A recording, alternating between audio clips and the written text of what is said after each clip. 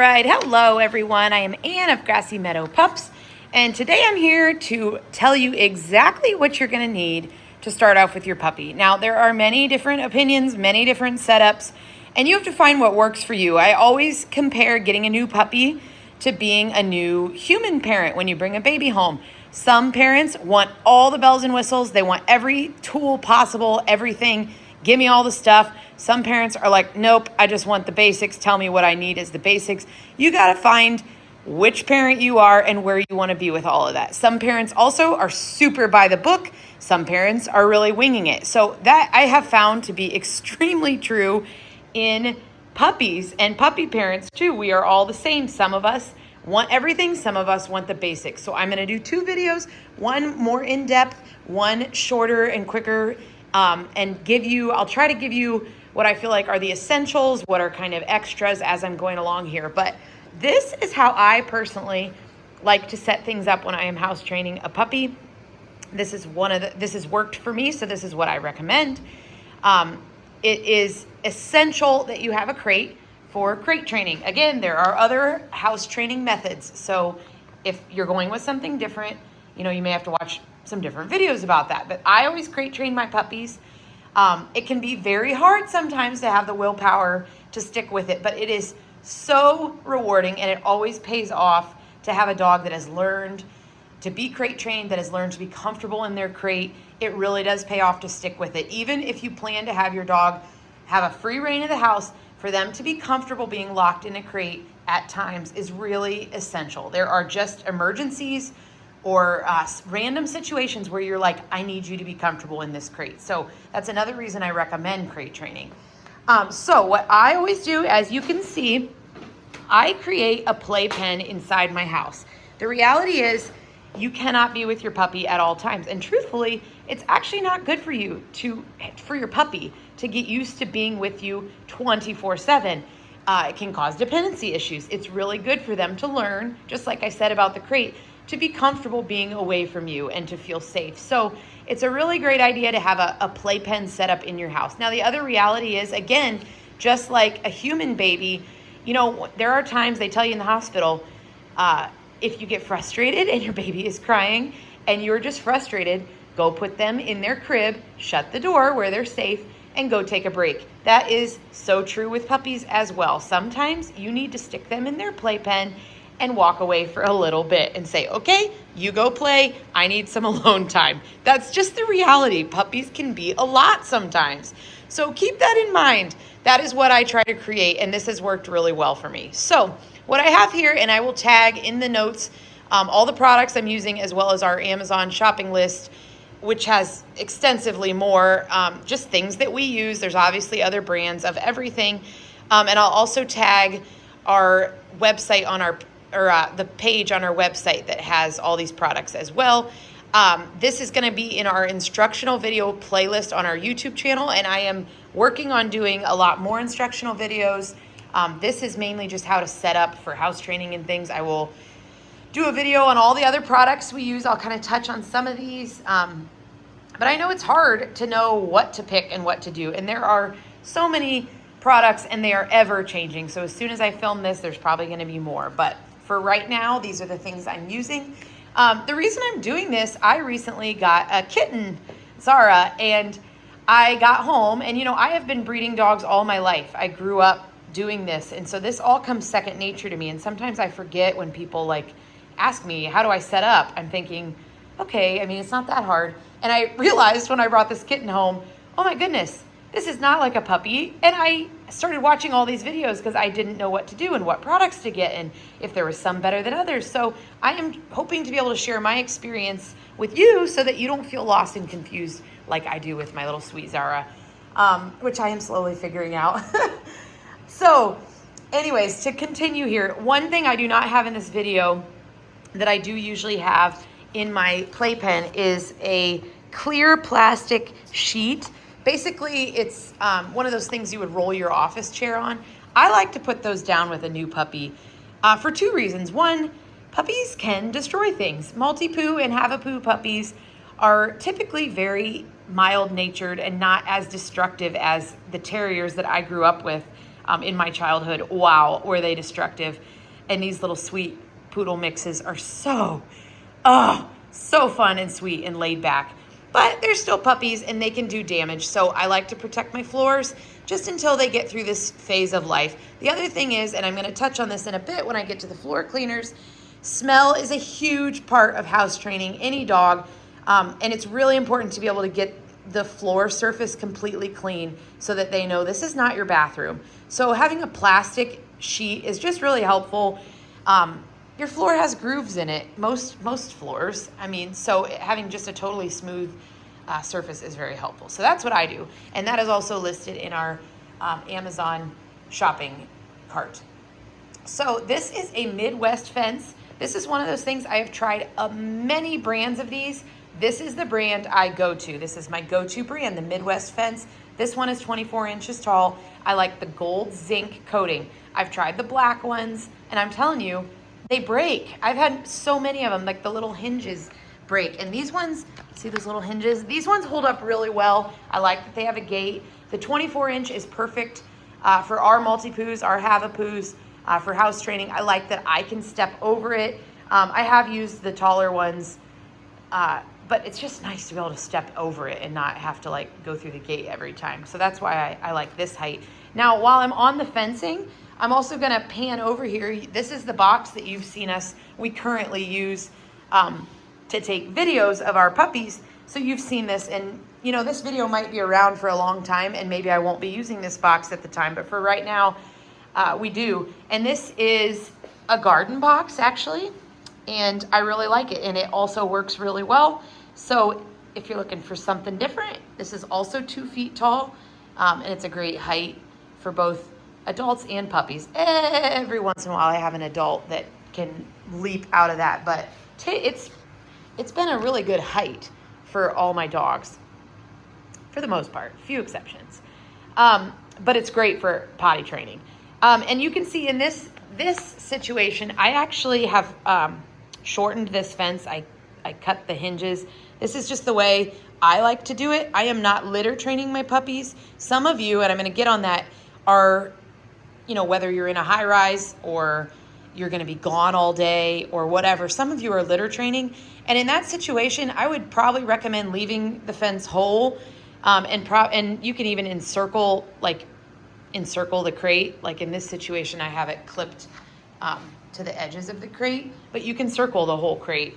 There's just different ways to do it, and this is just one of the ways I like to do it.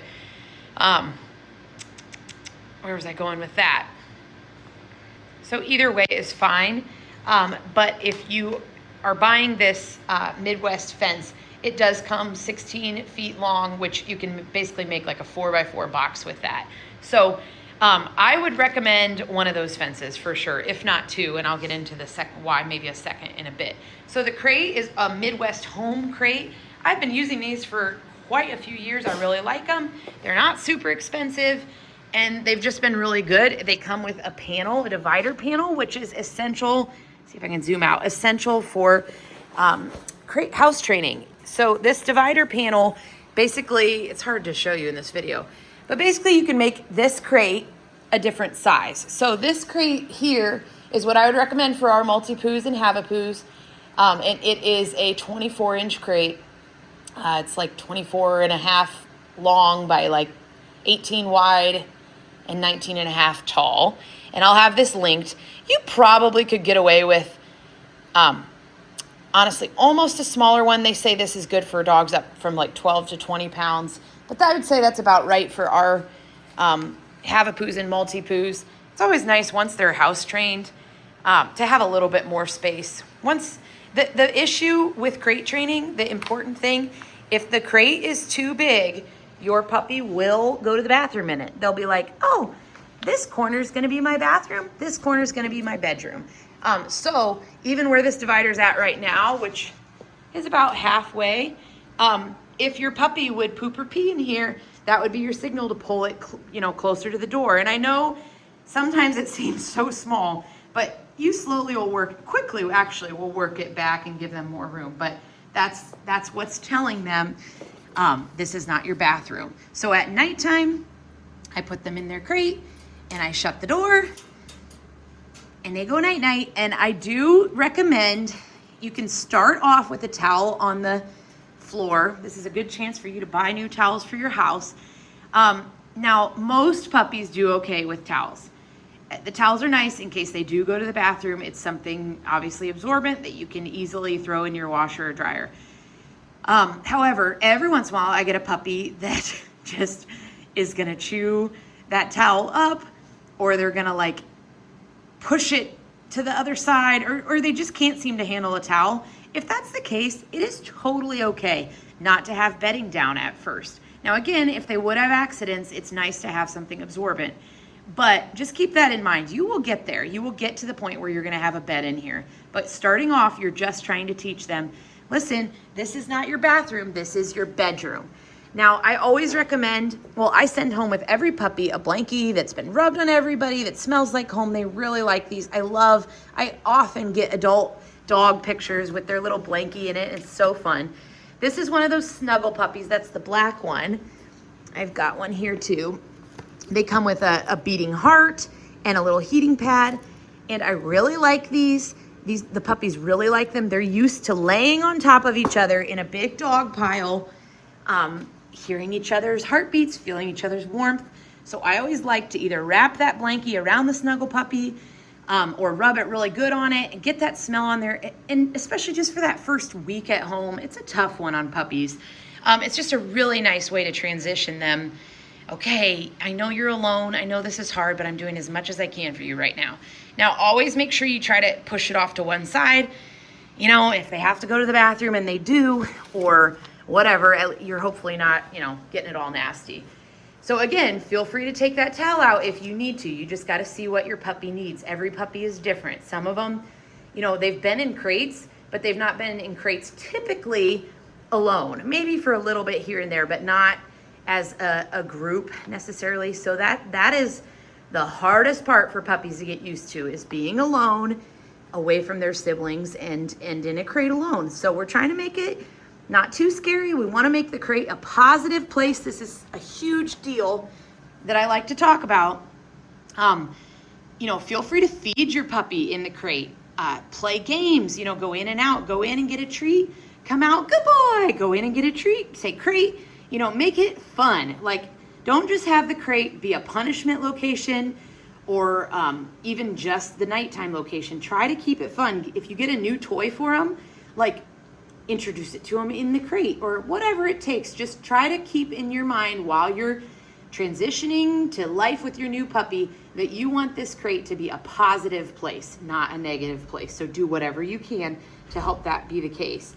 The crate will sometimes maybe be a punishment, but you got to be really careful that you're not turning it into a negative place or just a punishment place. That's why I also like the playpen, is because they tolerate it a little better than being locked, obviously, in a little crate. So if you just need a break, it's just a good spot, like, to have both your crate and a play area. So that is how I would set up the crate. And in time, as you learn your puppy, as you learn, how long they can handle without going to the bathroom, as you learn, okay, they're not going in the crate, you can introduce beds. This is the puppy bed, or the dog bed I really like. My dogs really like it. They like to snuggle up in the little donut. Or you can even just do a simple pad like that, whatever you prefer. Also, if your puppy is having a hard time keeping that towel in place, that divider, you can, if you stick it under the divider wall, sometimes that kind of helps hold it in place. Now, some people put pee pads in the crate. I don't recommend doing that. Pee pads actually are infused with a pheromone that helps them, encourages them to go to the bathroom. So if you put it in your crate, you're kind of encouraging them to go, and it's kind of confusing signal-wise. Something to understand while we're on smells, and I touched on this earlier, house training a puppy relies a lot on what they're smelling. So they are smelling, this is my bathroom area.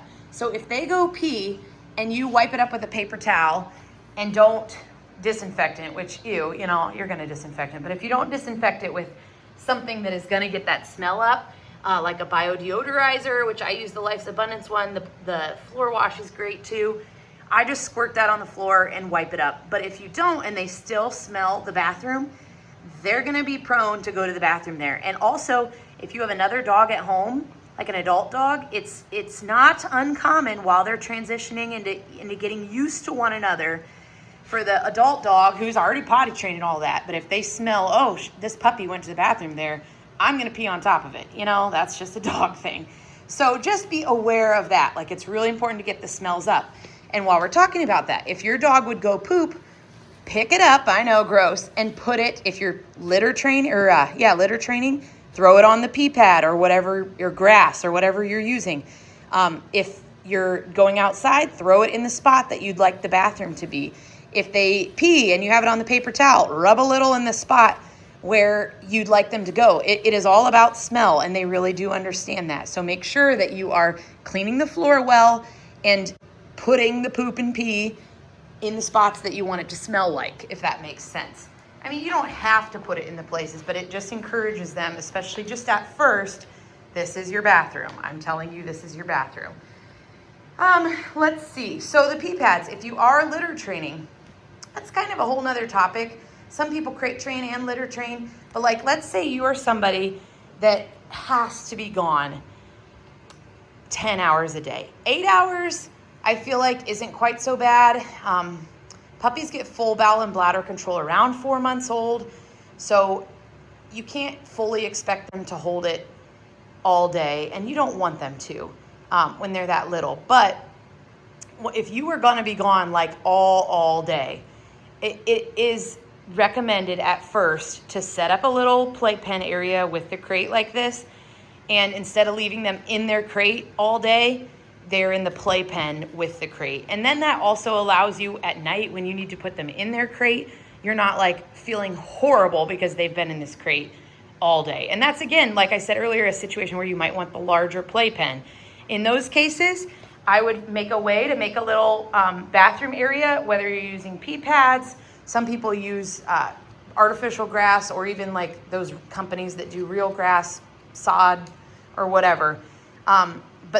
But in those situations, you especially are going to make sure that you're putting your pee and poop smells on that litter area.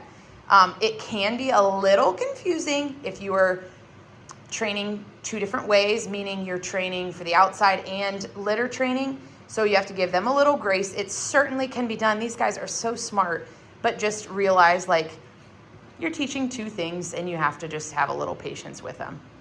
So if you are leaving them out all day, you know, make sure you leave them with some water. If you're gone all day and you're leaving them in a playpen situation like this, leave them with some water, leave them with your pee pads, toys. This is a great time for those more indestructible and long-term chewing bones like these, teether rings, and the Life's Abundance bully sticks. They adore more indestructible toys like that. I already have a whole video on Life's Abundance treats that I love. I'll do some other treats that I love, some healthy ones. You have to really be careful with treats. There's really bad ones out there. But that's how I would leave if you're leaving for a whole day. The other thing with pee pads as your litter box, sometimes, and again, it depends on honestly how obnoxious your puppy is, but sometimes they just crumple those up and chew them up. So you may have to come up with, like, I've used like a little piece of plywood, a square of plywood, and just stapled those pee pads to them until they get the idea or whatever. I've used trays with the same concept. So you might have to come up with something like that to keep it flat and in the location you want it. The other thing I'm going to touch on, the water and food bowls. I really like to make sure that whatever food, there's so many. This was like a cute one from TJ Maxx. So I don't even think this is on our Amazon shopping list, but I love bowls that are like not super easily tipped for a puppy. That is their go-to thing, is they step right in it, especially if you're leaving them all day. So something like that.